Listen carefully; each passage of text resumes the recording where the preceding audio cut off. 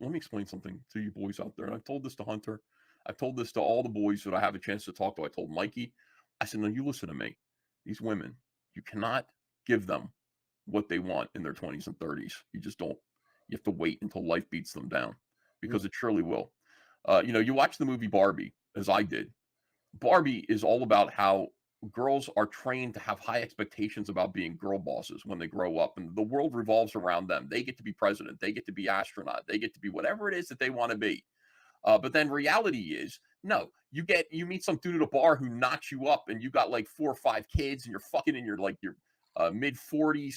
Nobody's coming. Turns out that you didn't get to be president, did you, stupid? And then you are going to depend on men. Now, if it takes you until your 40s, your late 30s, your 40s, whatever it is, to begin to understand that you need to worship men. And men are ready to be worshiped, by the way. We're ready. We're trained to be, we're like, we watched the same shit that you did, that you scoffed at, that Rachel Ziegler is sitting there going, oh, it's weird, weird, weird. We watched that too, and we went, oh, I can adopt that role. I Hmm. can become the woodsman. I can become Prince Charming. Hmm. Yeah, like I'll go to the workplace and I'll work in some goddamn factory. I'll go overseas and fight Al Qaeda and I'll lose my legs. I'll go do whatever it takes for me to make They're not money going to get so that I'm appreciated. right. No, women are not prepared to appreciate that in their 20s. They think you're a cuck. They think you're a simp. They think you're retarded. That's why I'm trying to tell boys, in their 20s, go find some divorcee.